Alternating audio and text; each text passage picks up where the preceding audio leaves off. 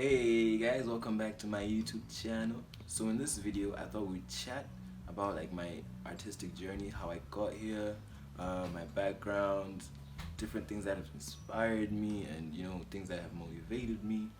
And I thought I'd address a question that people ask me quite a lot, which is, are you born artistic, or are you born an artist, or is this something you can learn, something you can develop over time? So I thought I'd talk about that. In this video, I'll be talking about it over this piece that I did a few months ago. It's a commission piece that I did a few months ago. And a little disclaimer though, everything I say is purely an opinion. It's not a solid fact. Everyone's entitled to their own opinion, and this is mine.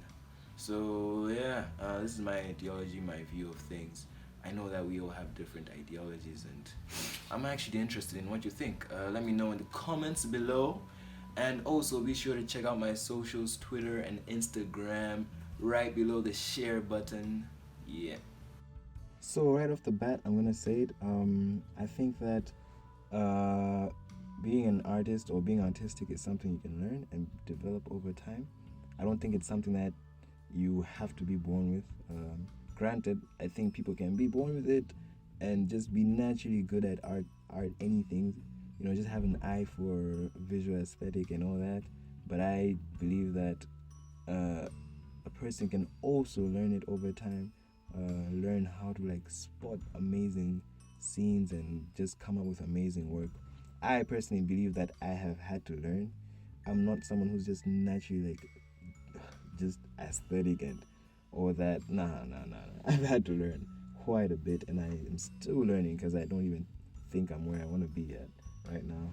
But anyway, I started in I started drawing at an early age. As far as I can remember, I've been drawing. I used to draw a lot, not really paint or anything, just draw and use colored pencils. My mom used to think my work was amazing, like really good. She would be like, "Yo, Sunny boy, that's amazing." And I thought that was really good. It gave me a lot of confidence. But then later on, like now, I think that was just my mom being a mom. She just had to like it. Because like in school, none of my teachers ever said my work was exceptional. But I always thought it was. I thought my work was much better than my peers. I thought that everyone around my age was just not as good as me after looking at the work. Especially because they like to draw stick figures, when I'd be drawing like figures with muscles in them and like meat and stuff and all that sort of stuff. So I was like, my work is actually very good. But then it didn't give me like some sort of ego. I just thought I was really good. I wouldn't rub it in anyone's face or anything, but I just thought I was good. In high school, from the first year to the third year is when I really started learning art theory, such as principles of art, elements of art, and like how to come up with references for your art and all that. Stuff that I did not know would benefit me so much, but it did. I learned so much from it later on. I realized that. And like I just owe that period to like really setting a really good foundation. I realized how important theory is, and I think that every artist must learn theory. Like it's not even an option. But yeah, I took art for the first 3 years, and I had to drop it. I was told to drop it, forced to drop it by my school, which is, I don't hold anything against them, but that's what happened. Then from then, I stopped actually doing art for a bit after I had dropped it, because it just wasn't something I was just that interested in, right? I had so many passions, art just being one of them. So I kind of did that here and there, doodling here and there. But when I finished high school in 2013, I really thought about it, like I'm gonna be on holiday for like about a year before uni.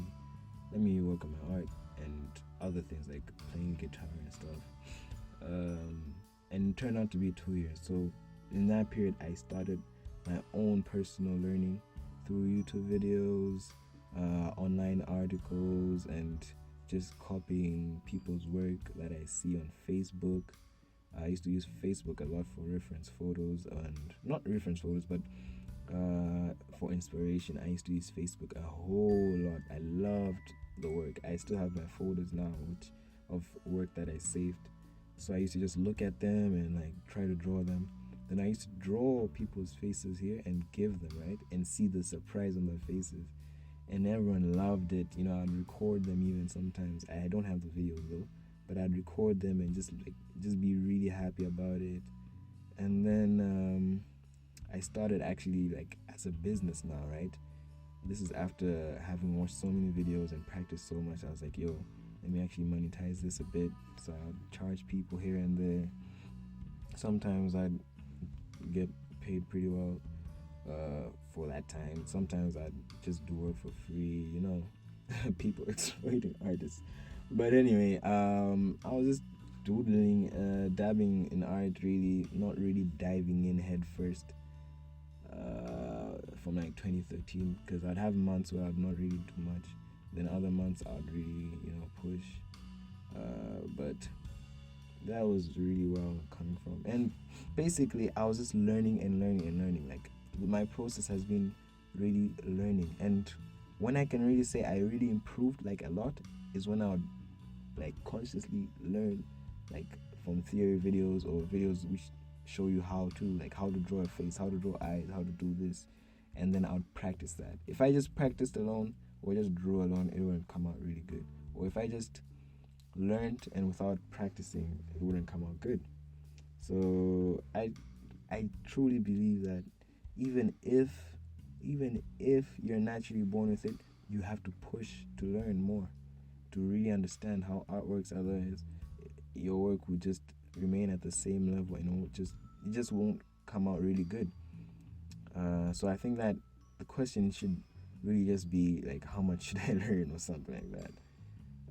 But yeah, so I used to use YouTube and read articles online. If I didn't have enough data to watch a video, I'll just look at pictures of how, like, process pictures of how someone like drew a face or hair or something, and I just try to copy that.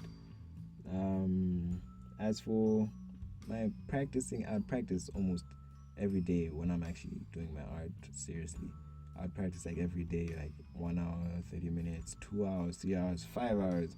I mean, I could go on and on and on, or sometimes I just do a few minutes and that's it. But yeah,